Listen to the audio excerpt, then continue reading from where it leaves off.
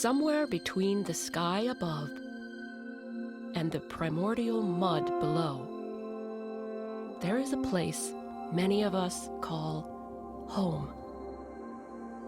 where the blue-green waters of the Gulf and the nearly impenetrable, darkly mysterious mangroves meet the bricks and mortar and meticulously manicured monuments to the ingenuity of man, where thousands of birds of a feather meet hard-to-come-by birdies of a different kind, where exotic wildlife coexists with not-so-exotic wildlife.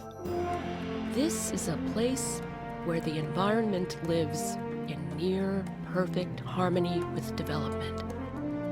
A place of beauty, both natural and man-made. A place we have come to know and love as Pelican Bay.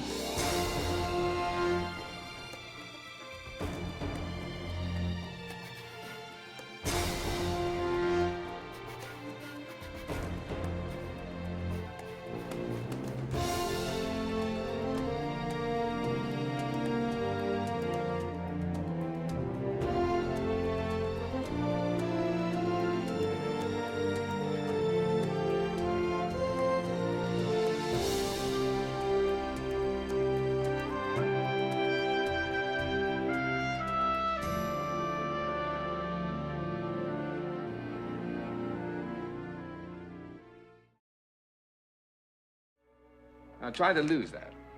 Okay. Yeah. Got it? That's easy. Okay. There. Now? Well, the only thing is, it isn't lost. You see, it's part of the whole river. It's still in the universe. You haven't lost it. Come on, get rid of it. Well, what about this? Look out. What about it? Oh, I get the idea. It'll evaporate, become a cloud, and come down someplace else as rain. That's pretty clever of you. I guess when you come right down to it, you can't lose anything. Pelican Bay is only sustainable through the careful and constant management of Water. Water is Gorgeous water. Water. This is the story of Pelican Bay and its unique water management system. Now, don't go grabbing for the remote. This is very engaging. Promise. In the late 1970s, what is now Pelican Bay was miles of mosquito-infested mangrove swamps and ugly palmettos that were too far north of Old Naples for anybody to take seriously, much less consider living there. But then, along came Westinghouse. we would have just taken all those wetlands out, trucked in dirt, and built high-rises on top of it right on the water. Westinghouse also was involved in developing the north one-third of Fort Lauderdale. We made a lot of money over there. Why don't we make a lot of money over here? In 1973, there were governmental changes. The Wetlands Acts were passed by the United States and the state of Florida, and Florida passed a development of regional impact, meaning that if you were going to do something that could impact your entire region, you had to go through a whole bunch of hoops that you didn't have to go through before. Westinghouse did a magnificent job. We've been down here since 1974, and we were here before this was developed. And we saw the beach below us get developed. When this one was developed, it was done beautifully, and they did a wonderful job.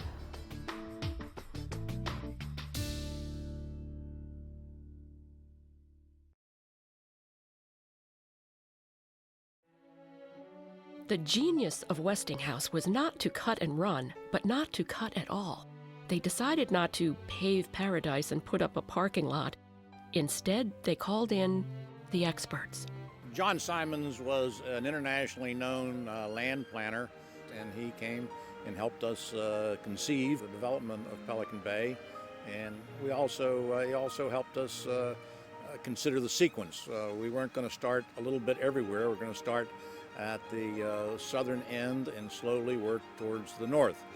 We had Leaker, a horticultural firm from Fort Lauderdale, and he made sure that we had the right plantings of the right things and got rid of the things that would probably be obnoxious to a development. Stanley Hole's firm, Hole Montez, they were the water experts of the area, and both from the standpoint of water management, controlling water from rains and things throughout the property, also the availability of water for use by residents. With the Conservancy and other powerful environmental groups tenaciously looking over their shoulder, Westinghouse went to work. From 1973, when those laws were changed, we did all of our engineering and planning and got organized, got all the permits from, I think there were 60 different agencies that we had to deal with. It was mid-1978 by the time we were able to get started in the development. One of the key issues is water availability. It's not only water availability, it's also water protection. The first defense against hurricanes coming in are the mangrove areas that we weren't allowed to use, but they were good insurance policies. And at the end of them, we built what's called a berm, but it's actually a dam. Water was a good and a bad. We knew that we had to have water applied at the right places and the right quantities, and we also knew we had to protect against water that would come in from a hurricane. You can't have a world-class development in Florida without a world-class golf course. And you can't have a world-class golf course without, you guessed it, water. Water's always been, seems like an issue here on this golf course. Control elevations of the lakes controls water going into the berm system here, into the mangrove system. So golf courses now are more playable than they were years ago because of the internal drainage and the water management within the golf course. When you consider that Westinghouse opened this golf course on January 1st of 1980, they built a water management system that has stood the test of time. The golf course was only one of many challenges this unique water system had to contend with. Pelican Bay also had some very unique features because of its location. One of these was its proximity to the Gulf of Mexico and Clam Bay, which is a very sensitive estuarine area, an estuarine area being an area where salt water and fresh water meet. Pelican Bay also faced another challenge that other communities didn't have to face, and that was how to obtain potable water to meet the needs of the community and how to conserve that water. The city of Naples had one aquifer that they use, and they prevented us from using any aquifers near that. The Collier County had no extra water to sell us.